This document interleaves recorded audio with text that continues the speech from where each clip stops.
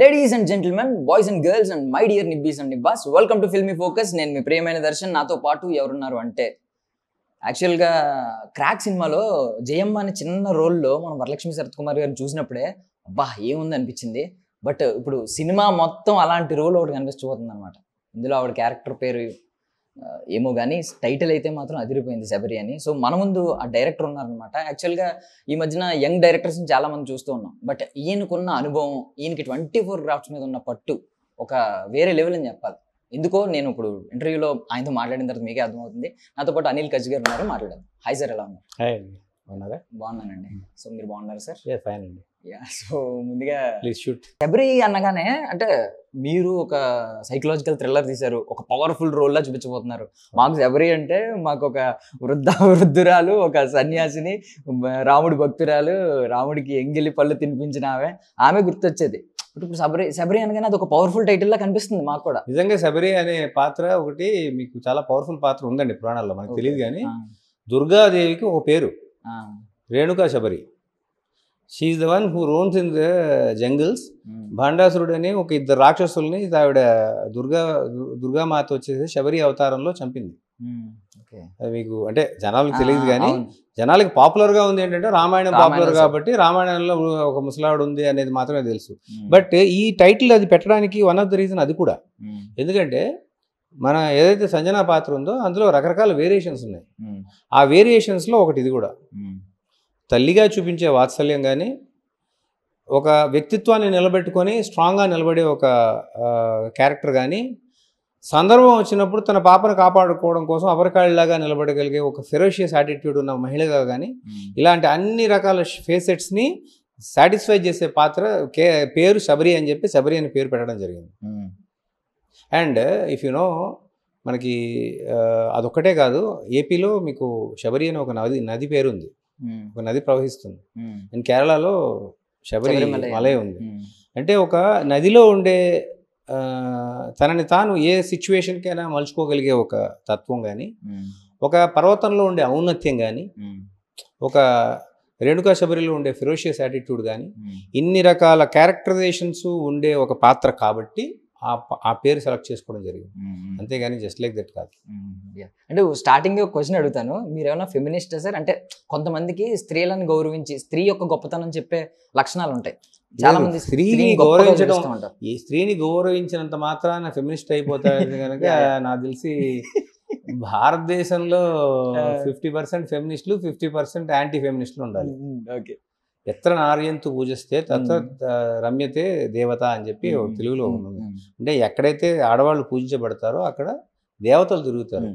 ఇప్పుడు ఏంటంటే అది లేదు కాబట్టి అంతా రాక్షసులు తిరుగుతున్నారు బయట.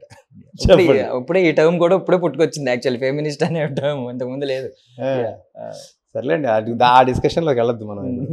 Let us stick to Sabari.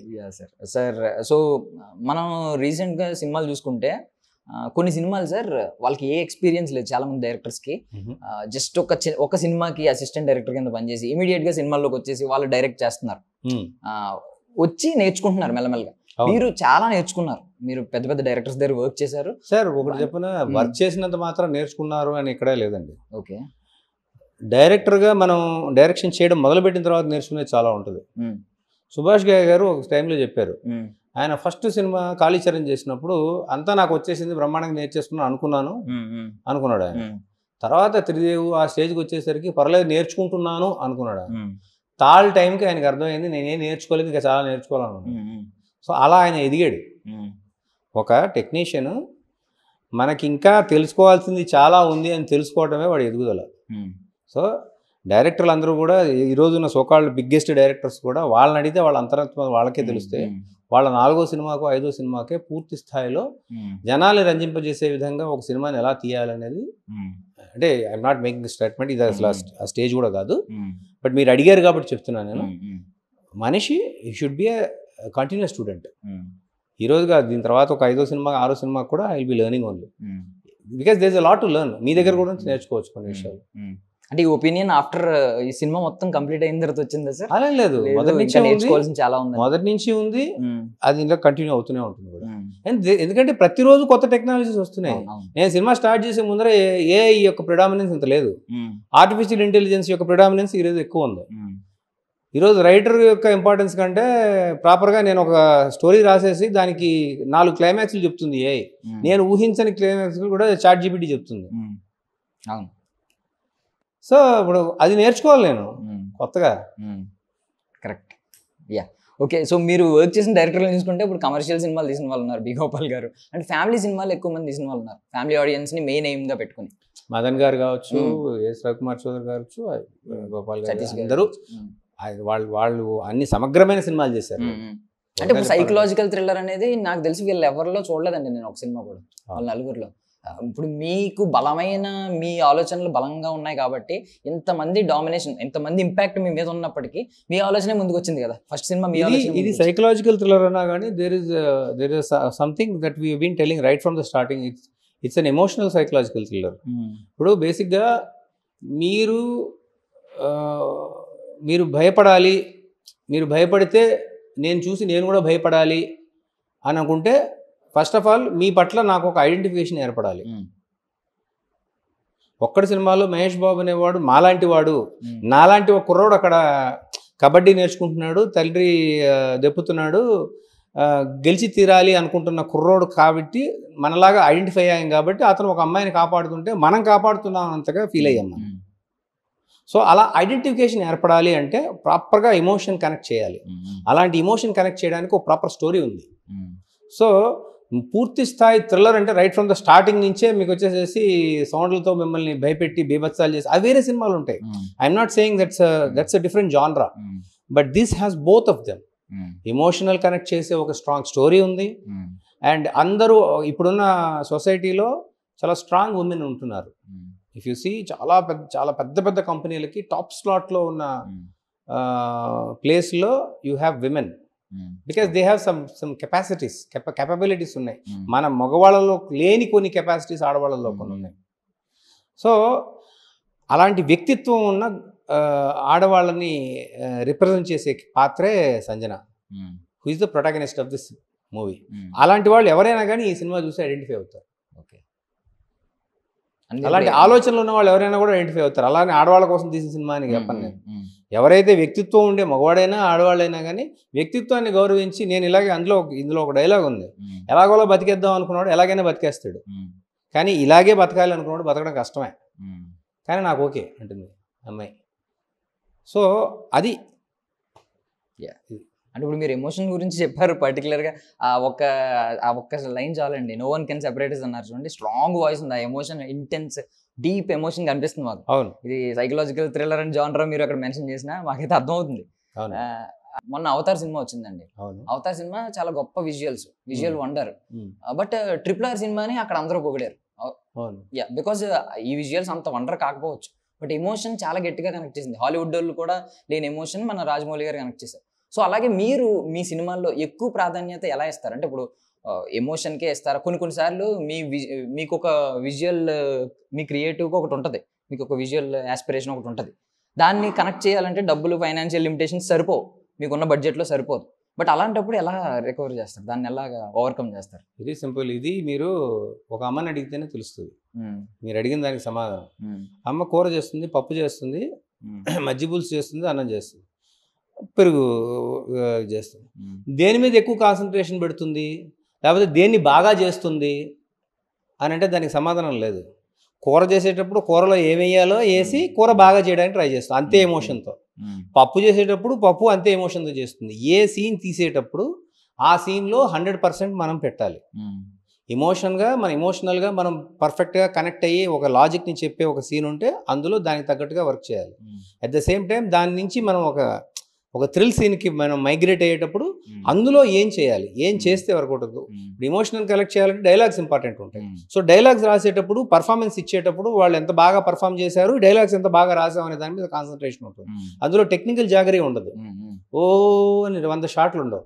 అదే మీరు ఈ సినిమాలో ఉన్నాయి 25 to 30 సీన్స్ ఉన్నాయి, అవి డైలాగ్స్ లేని సీన్స్. అంటే they are all made on visuals and sound effects. అలాంటి సీన్స్లో నెంబర్ ఆఫ్ షార్ట్స్ కట్ అవుతాయి, సౌండ్ సైడ్ వర్క్ చేస్తాము, రీరికార్డింగ్ సైడ్ వర్క్ చేస్తాము, అండ్ లొకేషన్స్ ఎవ్రీథింగ్ షుడ్. నేను ఇప్పుడు కొడైకెనాల్లో షూట్ చేశానంటే ఊరకనే వెళ్ళాలా, ఒక హిల్ స్టేషన్కి వెళ్తే అందులో ఒక థ్రిల్లర్ తీయడానికి కావాల్సిన ఒక నేపథ్యం ఉంటుంది. మీరు పెంగ్విన్ సినిమా చూస్తున్నారు, రాజ్ చూసారా, చాలా they'll be lot of Hollywood movies also they are done on a hill station. Why? Because hill స్టేషన్లో ఇళ్ళన్నీ ఎక్కడెక్కడో ఇసిరేసినట్టుగా ఉంటాయి.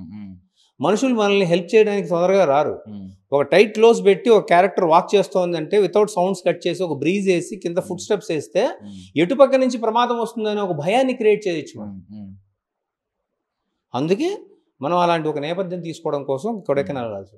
మాక్సిమం హాలీవుడ్ హారర్ సినిమాలన్నీ ఇలాగే హిల్ స్టేషన్స్ లోనే ఉంటాయి మీరు చెప్పినట్టు. Because why? ఎందుకు? వాడు ఎవడు కావాలని చేయడు. బికాస్ ఆ ప్రాంతం ఆ సినిమాకి కావాల్సిన ఎఫెక్ట్ని ఎన్హాన్స్ చేస్తుంది. ఇప్పుడు మీరు ఫస్ట్ ప్రొడ్యూసర్ని పట్టుకోకముందు వెళ్ళి ఫస్ట్ అసలు ఆ వర్డే వాడదు, పట్టుకోవద్దు అనేది మీ దృష్టిలో జనరల్గా మాట్లాడే చేపలు కాదు. Okay okay. మీరు సో ఫస్ట్ ప్రొడ్యూసర్ కంటే ముందు మీరు హీరోయిన్ గారికి ఒప్పించారు కథ చెప్పి. ఇది చాలా టఫెస్ట్ థింగ్ బికాజ్ చాలా మంది, ఆవిడ పెద్ద సూపర్ స్టారే కాబట్టి మీరు ఎంత అనుభవం ఉన్నప్పటికీ మీది డెబ్యూటెంట్ సినిమానే, మీరు డెబ్యూటెంటే, డెబ్యూ సినిమా ఇది. అవునండి. సో ఆవిడ ఏం చూస్తారు బేసికల్లీ, ఎంత స్టార్ అయినా బ్యానర్ చూసే వాళ్ళు ఉన్నారు, లేదంటే బ్యాక్గ్రౌండ్ చూసేవాళ్ళు, ఇవి ఉన్నాయి. ఇది చాలా టఫెస్ట్.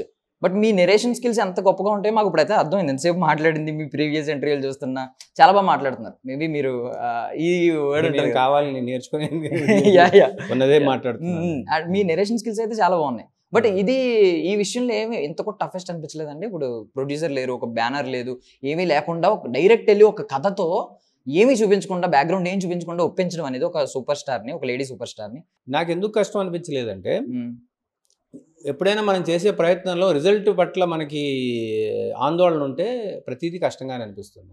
మనం ప్రాసెస్ని బిలీవ్ చేయాలి. మనం ఆ అమ్మాయికి వెళ్ళి కథ చెప్తున్నాం అంటే మనం ప్రయత్నం మనం కరెక్ట్గా చేస్తున్నాం అంతే. ఇప్పుడు మనం ఆ అమ్మాయి ఒప్పుకుంటుందా లేదా, లేకపోతే రేపు పొద్దున ఒప్పుకోకపోతే నేను మళ్ళీ హీరో దగ్గరికి, ఇంకొక హీరోయిన్ దగ్గరికి వెళ్ళాలేమో, ఆ ప్రాసెస్ కష్టం అవుతుందేమో అని ఆలోచిస్తూ నేను వెళ్తే ఫస్ట్ ఆ భయం సగం నా నెరేషన్ నేను చంపేస్తుంది. నేను కాన్ఫిడెంట్గా ఉన్నాను, నేను నెరేట్ చేస్తున్నాను, ఒప్పుకోకపోతే అది ఆమె ప్రాబ్లం. పురి జగన్నాథ్ గారు అంటారు కదా, నీకు నువ్వే తోపు, సో నాకు నేనే తోపు. సో నేను అనాలనుకునే అదే కాదు. బేసిక్గా ఇంకోటి, నేను నెరేట్ చేసినప్పుడు నేను నా క్యారెక్టరైజేషన్లో ఏదైతే ఒక ఇంట్రికసీస్ ఉన్నాయో అది ఆ అమ్మాయి యొక్క పర్సనల్ జీవితంలో కానీ, ఆ అమ్మాయి ఆఫ్ స్క్రీన్లో కూడా ఆ అమ్మాయి వాటిని బిలీవ్ చేస్తుంది. అది ఆ అమ్మాయే తన కొన్ని ఇంటర్వ్యూస్లో కానీ, కొన్ని విషయాలు లైఫ్ గురించి స్పందించి మాట్లాడిన మాటల్లో కానీ, when she has spoken, these are the things I have observed. So definitely these are the things that are there. అది చూసి నేనేం సీల్ రాయాల. నేను రాసిన తర్వాత when I have seen it, ఓహో ఇలాంటి ఒక క్యారెక్టర్ ఉంది కదా ఇక్కడ ప్రపంచంలో. So if I go and narrate the same thing to her, maybe there is a chance that she might accept this. So that was the idea behind my going and approaching her. Actually మేము వెళ్ళే టైంకి తెలుగులో market కూడా లేదు యాక్చువల్గా. She has done quite a lot of very good films in Tamil. Telugulo she has done 1 or 2 films only appadi. But just because of her characterization, off screen image and her believability. ఇంకోటి ఏంటంటే, మీరు ఒక విషయాన్ని believe చేశారనుకోండి, మీరు దాన్ని బెటర్గా నటించగలరు. మీరు దాన్ని బిలీవ్ చేయలేదనుకోండి, మీరు మీ ఫేస్లో అది కనపడదు, ఏదో నటించినట్టే ఉంటుంది అంతే. ఆర్టిస్టులు అందరూ కూడా కథ నాకు నచ్చలేదు అని ఎందుకంటారు ఒక్కోసారి? Because they don't believe that character. అలాంటి ఒక హ్యాపనింగ్ని వాళ్ళు నమ్మరు కాబట్టి, నాకు నచ్చలేదమ్మా, maybe your story may be right, you try with some other person. So because ఆ అమ్మాయి తను ఈ కథ విని తను అలా లేదు, అలానే ఆవిడ అలా ఉందని నేను ఈ కథ రాయలేదు, కాకతాళీయంగా రెండు కలిసే. సో అందుకని ఇమీడియట్గా నేను చెప్పిన వెంటనే అది ఓకే అవ్వడం జరిగింది. సో అంటే మీరు కథ రాసుకున్నప్పుడు ఇప్పుడు ఒక క్యారెక్టర్ని అనుకున్నారనుకోండి, ఇప్పుడు వరలక్ష్మి గారిని అనుకున్నారనుకోండి, సో ఆవిడ ఆఫ్ స్క్రీన్, ఆవిడ ఐడియాలజీ, ఆవిడ థాట్ ప్రాసెస్ ఇవన్నీ కూడా మైండ్లో పెట్టుకుంటారు, ఇవి కనెక్ట్ అవుద్దా లేదా మన కథకి? నేను అసలు కథ అనుకునేటప్పుడు ఏ ఆర్టిస్ట్ని అనుకోరు. అలా అనుకుంటే మనమే లిమిటేషన్స్ పెట్టుకునే వాళ్ళం అవుతాం. ఇప్పుడు ఎప్పుడైనా నేనే కాదు, ఎంత పెద్ద డైరెక్టర్ అయినా రచయిత అయినా కానీ ఫస్ట్ కథ రాస్తాడు. కథ రాసిన తర్వాత ఒక హీరోకి పిచ్ చేస్తున్నారు, ఒక హీరోయిన్ పిచ్ చేస్తున్నారు అన్నప్పుడు అప్పుడు ఈ ఎలిమెంట్స్ సెట్ అవుతాయా లేదా, అతని ప్రీవియస్ ఇమేజ్కి మ్యాచ్ అవుతాయా లేదా, లేకపోతే దీంట్లో ఏమైనా మార్పులు చేర్పులు చేయాలా, చేస్తే బాగుంటుందా, ఆడిటోరియంకి ఈ సీను ఇంకో హీరో మీద వర్కౌట్ అవుతుందేమో కానీ ఈ హీరో మీద వర్కౌట్ కాబట్టి దీనికోసం అలాంటి కొన్ని మార్పులు చేర్పులు ఈ కథలో నేను కూడా చేశాను. వరలక్ష్మి గారు ఆన్ బోర్డ్ వచ్చిన తర్వాత అది నాకు తెలిసి ఆవిడికి మాత్రమే తెలుస్తుంది, ప్రొడ్యూసర్ గారికి నాకు మాత్రమే తెలుస్తుంది. కొన్ని మార్పులు చేర్పులు చేసాం, అంటే బిహేవియర్లో కానీ లేకపోతే కొన్ని సీన్స్లో కానీ కొన్ని ట్రాక్స్లో కానీ. డెఫినెట్గా అది అవసరం, నేనే కాదు ఏ డైరెక్టర్ అది చేస్తాడు, చెయ్యాలి కూడా. ఎందుకంటే ఆడిటోరియం ఒకటి ఎక్స్పెక్ట్ చేస్తున్నప్పుడు నేను ఇంకోటి ఇస్తే అది వర్కౌట్ కాదు కదా. ఆల్టర్నేట్ చాయిసెస్ ఏమన్నా ఉన్నాయండి మైండ్లో? అప్పుడు ఆల్టర్నేట్ ఆప్షన్స్ ఏమన్నా ఒకటి వర్కౌట్ కాకపోతే ఇంకో దాని గురించి ఆలోచిస్తాను. ఇది ఒకటి నేను కోటి వెళ్దామని బస్సు ఎక్కుదాం అనుకుంటే కోటి బస్సు వస్తే కోటి ఎక్కుతాను కదా, మళ్ళీ అప్పుడు నేను సికింద్రాబాద్ ఎక్కుతాను ఎందుకు అనుకుంటున్నాను. సరే సరే, నెక్స్ట్ మీరు చాలా తెలుగుగా చెప్పారు. సరే ఇప్పుడు ప్రొడ్యూసర్ గారు అండ్ మీరు కూడా చెప్పారు ఈ విషయంలో, బడ్జెట్ విషయంలో ఒకటి అనుకున్నాం బట్ వేరేది అయ్యిందని చెప్పి అని మీరు కూడా అన్నారు. ఫస్ట్ వైజాగ్లో చేద్దాం అనుకున్నాం బట్ కొడైకెనాల్ వెళ్ళాల్సి వచ్చింది. సో ఈ ప్రాజెక్ట్ నుంచి ఏమన్నా ఆ విషయం ఏదైనా నేర్చుకున్నారండి? బడ్జెట్ విషయంలో మనం జాగ్రత్తగా ఉండాలి, బికాస్ నెక్స్ట్ టైం కూడా ప్రొడ్యూసర్ ఈయన ఓకే ఫైనాన్షియల్గా పెట్టగలరు, బాగానే ఉంది, ఈయన దగ్గర ఫైనాన్షియల్ ఫ్రీడమ్ ఉంది కాబట్టి. ఇంకొకరు మేబీ ఆయనకి లిమిటేషన్స్ ఉండొచ్చు, నిజంగా అనుకున్న బడ్జెట్ ఎంతవరకే అని చెప్పి ఆయన ఎక్కడి నుంచో తెచ్చి ఉండొచ్చు. అప్పుడు ఇంకొక ఆల్టర్నేట్ ప్లానింగ్ జరిగేదండి, కానీ సినిమా ప్రాసెస్ మారదు, సినిమా ప్రాసెస్ అదే ఉంటుంది. ఈరోజు ఇప్పుడు మేము వైజాగ్ వెళ్ళినప్పుడు డ్రైగా ఉంది కాబట్టి మేము అప్పుడు బల్క్ డేట్స్ దొరికాయి కాబట్టి మేము ఆల్టర్నేట్ లొకేషన్ గురించి ఆలోచించాం. లేదు మా దగ్గర బడ్జెట్ లేదు అనుకుంటే కొడైకెనాల్ కాకుండా మేము వేరే షూట్ చేసేవాళ్ళం. అక్కడి నుంచి హైదరాబాద్ వచ్చిన తర్వాత హైదరాబాద్లో షూట్ ఉండింది, అది ప్లాన్ చేసుకొని తర్వాత ఎప్పుడైతే సిచ్యువేషన్స్ బెటర్ అయిన తర్వాత అప్పుడు వైజాగ్కి వెళ్ళేవాళ్ళం. కానీ అలా వెళ్ళే పరిస్థితి ఎందుకు మేము అప్పుడు వెళ్ళలేదు అంటే కమింగ్ సీజన్ అనేది రైజింగ్ సీజన్. రైనీ సీజన్లో కనుక మేము వైజాగ్కి వెళ్ళి ఉంటే కనుక మేము దొరికేసేవాళ్ళం, దాదాపు సినిమా ఒక 3-4 నెలలు వెనక్కి వెళ్ళిపోయేది. నేను I don't want that to happen. I wanted that project to start at one particular time, 4 monthsలో కంప్లీట్ చేయాలనేది బ్రెయిన్లో పెట్టుకొని నేను ప్లాన్ చేసుకొని దానికి తగ్గట్టుగా అచీవ్ చేశాను కూడా. నేను April 11th స్టార్ట్ చేశాను, August 30th షూట్ అయిపోయింది. ఒక రోజు బ్యాలెన్స్ ఉంది, అది ఎడిట్ అయిన తర్వాత చేశాను.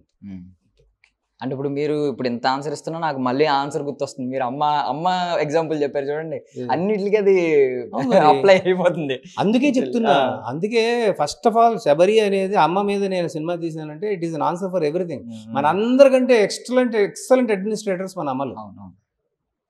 కడుపు అయితే నింపుతారు, పప్పు అన్నా చికెన్ అయినా. వాళ్ళు చేసే అడ్మినిస్ట్రేషన్ ప్రైమ్ మినిస్టర్ కూడా చేయలేడు.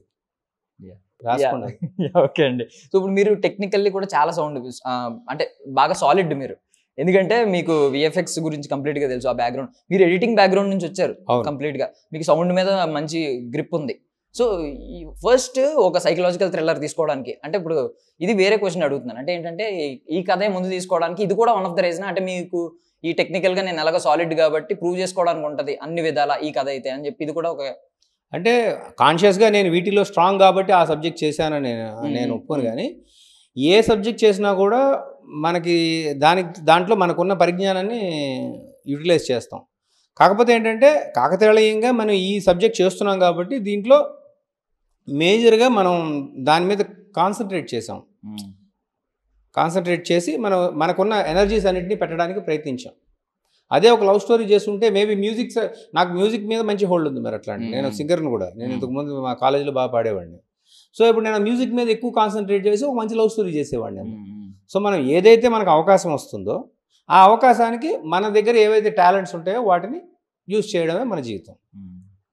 సార్ సింగర్ అని మీరు అందరికీ చెప్తుంటే పాట పాడమంటారు నెక్స్ట్ ఇంటర్వ్యూస్లో. సినిమాకి సంబంధం లేని క్వశ్చన్స్ అడగొచ్చా, కొంచెం బయటికి వెళ్ళొచ్చా? అంటే ఈ పర్టికులర్ ఇంటర్వ్యూస్ నేను పెట్టుకుందే నేను శబరి గురించి మాట్లాడాను, ఎందుకంటే రిలీజ్కు రాబోతున్నాం కదా. సో రిలీజ్కి ముందర నేను ఈ సబ్జెక్ట్ గురించి, ఈ టైటిల్ గురించి, లేకపోతే ఇందులో ఉన్న కంటెంట్ గురించి ఎంత ఎక్కువ మాట్లాడితే అది సినిమాకు ఉపయోగపడుతుంది. మనం పర్సనల్గా కావాలంటే కూర్చొని ఒక 2 గంటలు ప్రాపర్గా ఇంటర్వ్యూ ఇచ్చుకుందాం. మీరు ఫస్ట్ చైల్డ్ కాబట్టి మీరు ఎక్కువ కేర్ తీసుకుంటున్నారు, అర్థమైంది. టాపిక్ దీని గురించి మాట్లాడదాం. అండ్ మీరు ఇంతకుముందు ఆల్రెడీ చాలా యాడ్స్ చేశారు, షూట్ చేశారు, డైరెక్ట్ చేశారు. చాలా సినిమాల్లో అసోసియేట్ డైరెక్టర్గా కావచ్చు, అసిస్టెంట్ డైరెక్టర్గా కావచ్చు వర్క్ చేశారు. బట్ సినిమా అనేది వేరు, మనకి ఒక పిచ్చి. సో ఫస్ట్ టైం డైరెక్టర్ సీట్లో కూర్చుని మీరే మెగాఫోన్ పట్టుకుని యాక్షన్ చెప్పినప్పుడు మీ ఎమోషన్ ఎలా ఉంది అసలు? చాలా కామన్గా చాలా ఆర్డినరీగా అనిపించింది. నాకు ఇంతకుముందు అది ఎలా ఉంటుందంటే పెళ్లి చేసుకుని ఫస్ట్ టైం శోభనానికి వెళ్ళినప్పుడు ప్రాబ్లం, కానీ 10 సంవత్సరాల తర్వాత మీకు ఎలా అనిపించింది అంటే ఏముంటుంది. అంటే నేను ఆల్రెడీ మెగాఫోన్ పట్టుకుని, అది శోభనమే కదా సార్, 10 సంవత్సరాల ఇప్పుడు మీకు అర్థం కావట్లా మేకింగ్ ప్రాసెస్ ఏదైతే ఉందో. నేను మా ఇన్స్టిట్యూట్ లో సెంట్రల్ యూనివర్సిటీలో మేము మాస్ కామ్ చేసినప్పుడు మా ఫైనల్ సెమిస్టర్ లో మేము ఒక ఫిల్మ్ చేయాలి. అందరూ డాక్యుమెంటరీస్ చేస్తే నేను ఫిక్షన్ చేశాను. నాకు ఆ స్క్రిప్ట్ మీదే నాకు మార్క్స్ వేసారు తప్పితే యాక్చువల్గా డాక్యూ డ్రామా చేయాలి, నేను ఫిక్షన్ చేశాను. Because my interest was in fiction. So నేను ఇన్స్టిట్యూట్ నుంచి పాస్ అయ్యేటప్పుడే నేను ఫిల్మ్ మేకర్గా నాకు నమ్మకం ఉంది. కాకపోతే ఇండస్ట్రీలో ఎందుకు వర్క్ చేసామంటే we will know the intricacies of it, the business of it and the people management. This is very very important. People management is very very important rather than your directorial skills. నీ యొక్క technical abilities అన్నిటికంటే కూడా people management చాలా important. ఎందుకంటే it's a creative field. Everybody will have an idea about one particular shot that is being shot. షూట్లో ఒక 80 మంది ఉంటే 80 మందికి ఒక అభిప్రాయం ఉంటుంది, ఈ షాట్ ఇలా తీయాలి అనేది. అందరు ఇండస్ట్రీకి ఎందుకు వస్తారు వేరే ఉద్యోగాలు చేసుకోకుండా? అందరిలోనూ క్రియేటివ్ టింజ్ ఉంటుంది. అవకాశం వస్తే ఈ సీన్ నేను ఇలా తీస్తానంటాడు. సో వాళ్ళందరినీ సర్పాస్ చేసి మనం ఒక సీన్ తీసి వాళ్ళందరూ కూడా అరే భలే తీసాడు అనిపించేలాగా మనం తీయగలగడమే అదే మన ప్రాసెస్. ఇప్పుడు కూడా ఈ ప్రాసెస్నే నేను ఎంజాయ్ చేస్తున్నాను. I'm not anxious about the result of the film. ఇది హిట్ అవ్వచ్చు, ఫ్లాప్ అవ్వచ్చు, what ever it is, but I enjoy the process of making the film. అంటే మీరు అంత ఎమోషనల్గా అయితే ఆ రోజు అంత ఎమోషనల్ ఫీల్ అయ్యి లేదు.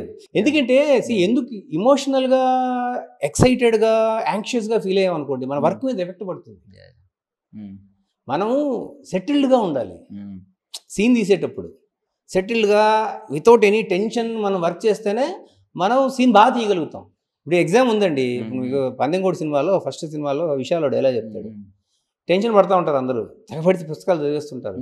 వాడేమో ఫుట్బాల్ ఆడుకుంటుంటాడు. ఎందుకురా ఆడుకుంటున్నావు అంటే అవునరా రిలాక్స్గా ఉంటేనే బాగా రాస్తాం రా, మర్చిపోయి కూడా గుర్తొస్తాయి అని ఏదో చెప్తాడా.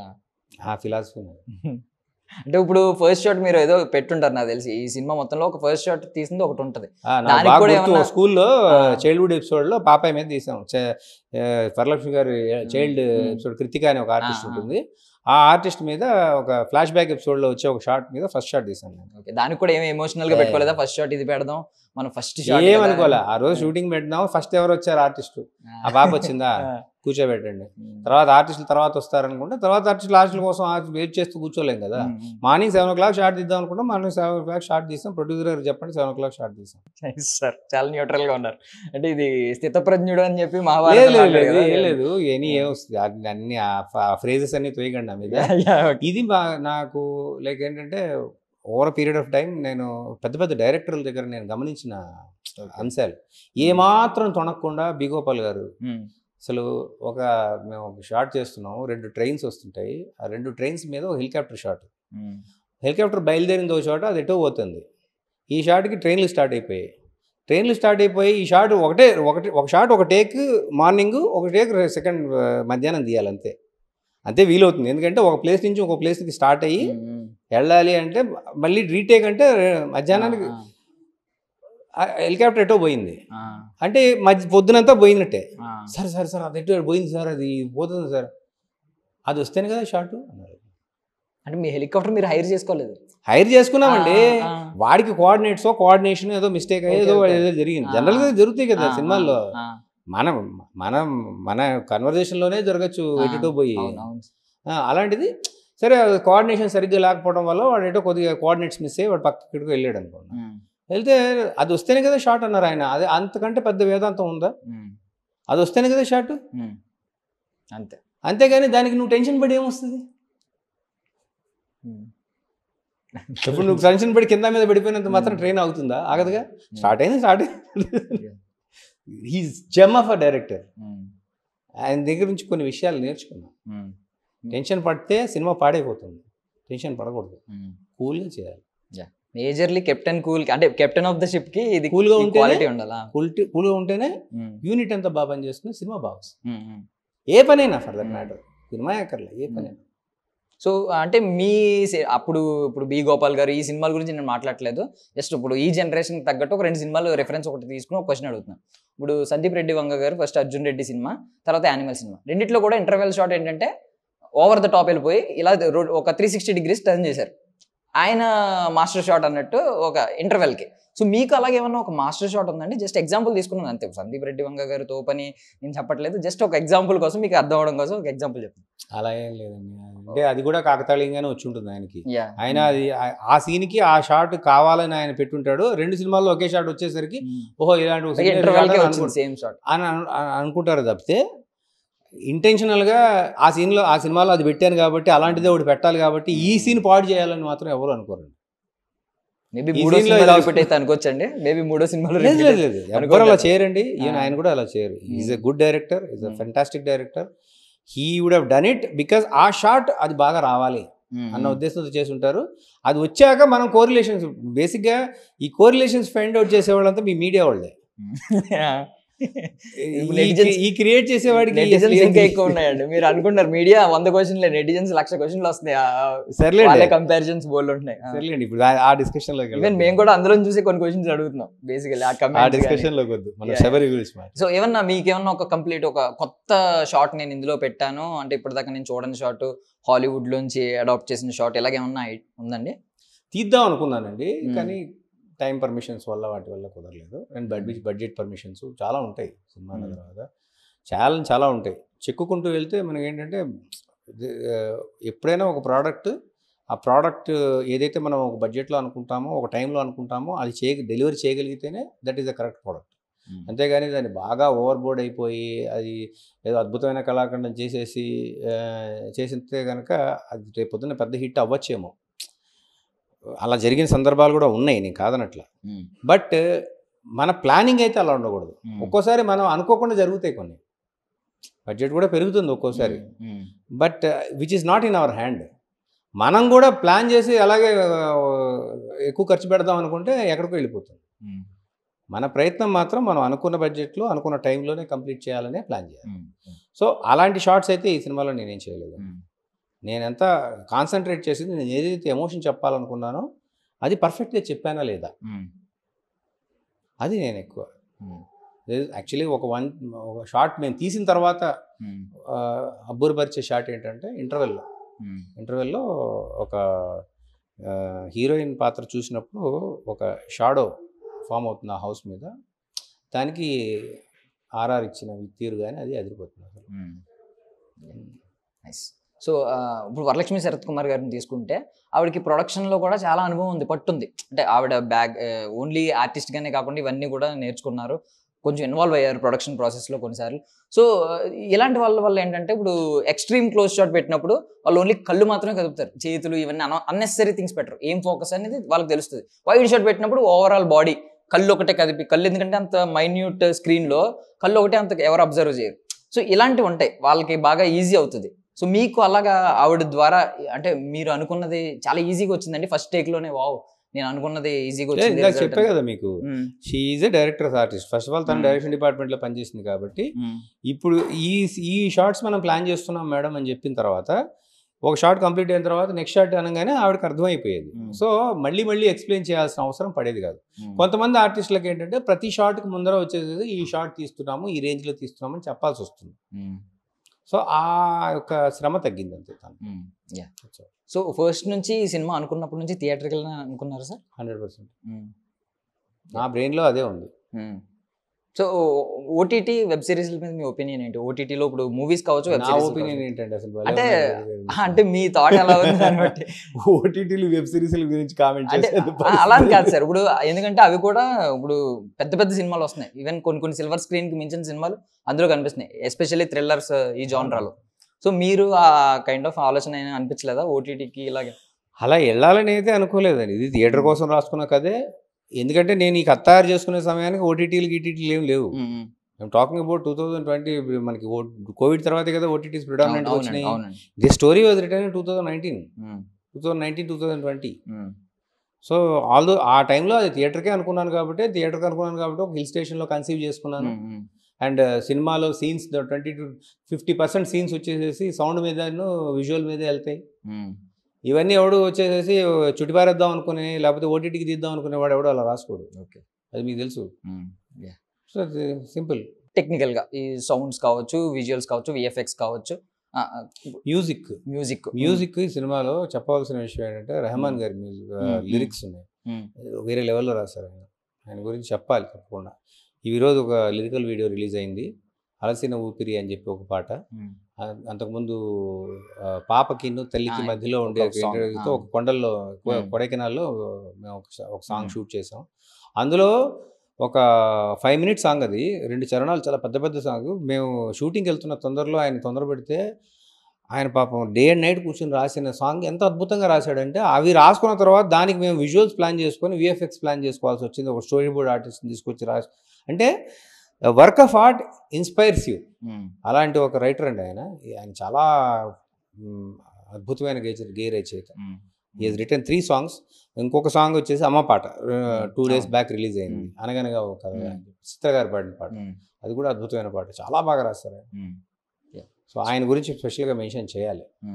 సో ఇప్పుడు ఎమోషనల్ విషయంలో ఏ డైరెక్టర్ యొక్క ఇంపాక్ట్ మీ మీద ఎక్కువ ఉంటుంది, టెక్నికల్ విషయంలో ఏ డైరెక్టర్ యొక్క ఇంపాక్ట్ ఎక్కువ ఉంటుంది, అంటే ఎవరి దగ్గర నుంచి ఎక్కువ నేర్చుకున్నారు అనే విషయం అనమాట. Emotional, technical aspects and commercial aspects. Commercial aspects అనే పాయింట్ ఆఫ్ వ్యూ కంటే కూడా బేసిక్గా నా మీద మొదటి నుంచి కూడా మణిరత్న గారి సినిమాల తాలూకా అందరూ ఇది కామన్ డైలాగే, అందుకని చెప్పట్లేదు నేను. బట్ టు బీ ఫ్రాంక్, నేను ఆయన సినిమాల్ని చూస్తూనే పెరిగాను నేను. తర్వాత విశ్వనాథ్ గారు, మేము బ్రాహ్మిన్స్, సో మాకు ఎక్కువగా బాపు గారు కానీ వంశీ గారు కానీ కళాత్మకమైన చిత్రాలు, వాటి తాలూకు ఇన్ఫ్లుయెన్స్ ఎక్కువ ఉంది. కమర్షియల్ సినిమాల తాలూకు ఎంట్రన్స్ నాకు తర్వాతే ఏర్పడింది. నేను ఇండస్ట్రీకి వచ్చిన తర్వాత, నేను వర్క్ చేస్తున్న సినిమాలు వాటి తాలూకు రిసెప్షన్ చూసిన తర్వాతే నాకు అర్థమైంది. So I could say that. ఇప్పుడు ఫైనల్గా సరే ఎండ్ చేసే ముందు కొన్ని క్వశ్చన్స్ అడుగుతున్నాను. ఏంటంటే సినిమా ఎంత తీసినా, అప్పుడు చాలా మంది చెప్పింది ఏంటంటే, నాకు తెలియదు ఫార్ములా, కొంతమంది చెప్పింది ఏంటంటే సినిమాకి 20 రూపాయలు ఖర్చు పెట్టామంటే దానికి ప్రమోషన్స్కి ఇంకో 20 రూపాయలు ఖర్చు పెట్టేలా అది ప్రొడ్యూసర్ గారిని అడగాల్సింది. ఇప్పుడు అంటే ప్రమోషన్స్ వాల్యుబుల్ అని నేను చెప్తున్నాను, అది చాలా వాల్యుబుల్. మీ ప్రమోషన్స్ స్ట్రాటజీ విషయంలో మీరు ఏమైనా తీసుకోబోతున్నారు కొత్తగా, ఏమన్నా ఒక ప్రొడ్యూసర్ గారికి ఆయన ఒక ఐడియా చెప్పారు ఏంటంటే, ఇప్పటిదాకా ఎవరో చేయలేదు, గోడల మీద పెయింట్ వేయడం. అదే ఇప్పుడు ఒకప్పుడు ఉండేది, గోడల మీద సినిమా గురించి పెయింట్ వేసి ఉంచడం, బికాజ్ అది లాంగ్ రన్ లో కూడా ఉంటుంది, ఎక్కువ కాలం పోస్టర్ అయితే చింపేస్తారు. సో ఇది నేను ప్లాన్ చేస్తున్నాను ఆయన చెప్పారు. అదే మేబీ ఆయన కొత్త స్ట్రాటజీ ఉండొచ్చు. మీ తాలూకు ఏమన్నా ఒక ఐడియా? నేనైతే ప్రమోషన్స్ గురించి అయితే ఏ స్ట్రాటజీ ఆయనతో డిస్కస్ చేయలేదు. నేను ఫస్ట్ కాపీ బాగా చేయాలి, సినిమాని బాగా మనం జనాల్లోకి తీసుకెళ్ళాలి, దానికి తాలూకు ఏదైతే ఒక టెక్నికల్ ఆస్పెక్ట్, క్రియేటివ్ ఆస్పెక్ట్ ఎక్కువ నేను పనిచేశాను. ప్రమోషన్స్ పార్ట్ మ్యాక్సిమం ఆయనే చూసుకున్నారు, మీరు గమనించే ఉంటారు. సో ఆయన మ్యాక్సిమం ఇన్పుట్ ఆయనే తీసుకుని, ఒక నిర్మాతగా ఆయన చేయాల్సిన పనులనే చాలా బాగా చేశారు. రిలీజ్ దాకా తీసుకొచ్చారు. కొత్త నిర్మాత ఇంత పెద్ద స్కేల్లో సినిమాని 5 languages రిలీజ్ చేస్తున్నారు, it's not a joke. So అంత పెద్ద టాస్క్ ఆయన నిర్వర్తిస్తున్నారంటే ఈ should be really commended for that. Okay, so A category of ఆడియన్స్ని ఎక్కువ టార్గెట్ చేశారు? మీ ఎయిమ్ టార్గెట్స్ ఎవరు? నేను ఈ పర్టికులర్ కేటగిరీ అని అయితే నేను మార్క్ చేసి పెట్టలేదు. నీషే ఆడియన్స్, దీనికి థ్రిల్లర్ సినిమాలు చూసే ప్రతి ఆడియన్స్ ఈ ట్రైలర్ చూడగానే ఫస్ట్ ఎక్సైట్ అవుతారు, ఫస్ట్ వాళ్ళే వస్తారు. వాళ్ళ దగ్గర నుంచి వర్డ్ ఆఫ్ మౌత్ వెళ్తే మిగతా ఫ్యామిలీస్ కానీ వాళ్ళు వస్తారు. యాక్చువల్గా ఈ సాంగ్స్ ఎందుకు రిలీజ్ ఏం చేసామంటే, సాంగ్స్ రిలీజ్ చేసినప్పుడు అమ్మ పాట కానీ లేకపోతే కొడై సాంగ్ కానీ రిలీజ్ చేసినప్పుడు, ఓహో ఇందులో కేవలం థ్రిల్లర్ ఎలిమెంటే కాదు, ఇందులో ఎమోషనల్ యాంగిల్ కూడా ఉంది, ఇందులో కాస్త హ్యాపీ యాంగిల్ కూడా ఉంది. It's not only dark film. జనరల్గా ఏంటంటే ఒక భూత్ లాంటి సినిమా కానీ లేకపోతే కొన్ని 1 Missed Call అని కొరియన్ మూవీస్ కొన్ని వస్తాయి, అవన్నీ కూడా కేవలం ఒకే పర్టికులర్ జానర్ని ఫిక్స్ అయ్యి దాంట్లో ఇంకా వేరే జానర్, వేరే లైటర్ మూమెంట్స్ కానీ లేకపోతే ఇంకోటి ఏమి ఉండవు. సో అన్ని ఎమోషన్స్ ఉన్నాయని చెప్పడం కోసం సాంగ్స్ రిలీజ్ చేసాం. సో వాటన్నిటిని కనుక పర్సీవ్ చేయగలిగితే అన్ని రకాల ఆడియన్స్ దీన్ని ఆదరిస్తారని నేను నమ్ముతున్నాను. ఫైనల్లీ మీరు నాకు తెలిసి ఎంతో కొంతమందికి ప్రివ్యూ చూపించుంటారు, మీ ఆత్మీయులు కావచ్చు, మీకు బాగా సన్నిహితులు కావచ్చు, లేదంటే సినిమాలో కొంతమంది పెద్దలు, లేదంటే మీ మూవీ టీం కావచ్చు, మీ ప్రొడ్యూసర్ కావచ్చు. సో వీళ్ళలో బెస్ట్ కాంప్లిమెంట్ ఏంటి మీకు వచ్చిందని? నేను గోపీసుందర్ గారికి చెప్పగలను, ఎందుకంటే హీఈస్ ద ఫస్ట్ మూవీ చూసిన ఆయన సినిమా చెప్పాను కదా, కథ వినలేదు ఆయన ఫస్ట్ సిచ్యువేషన్స్ విని సాంగ్స్ చేశారు అంతే. ఫస్ట్ టైం ఆయన ఎప్పుడైతే రికార్డింగ్ చేయడం కోసం సబ్ టైటిల్స్తో పాటు డైలాగ్ డబ్బింగ్తో పాటు చూసారో, హయాత్లో కలిసినప్పుడు ఈ game me that complement. It works for me, it really work for me. నాకు చాలా రోజుల తర్వాత వర్క్ చేయడానికి చాలా స్కోప్ ఇచ్చిన సినిమా ఇది. ఎందుకంటే డైలాగ్స్ ఉన్నాయి అనుకోండి, ఆయన ఏం చేయగలుగుతాడు ఒక కామెడీ సినిమాకి. ఒక ఆయన కొన్ని సినిమాలు మలయాళంలో కొన్ని సినిమాలు చేశారు, ఉస్తాద్ హోటల్ కానీ, లేకపోతే ఆ సినిమాలో ఆయన రికార్డింగ్ ఉంటే టాప్ క్లాస్ ఉంటుంది అసలు.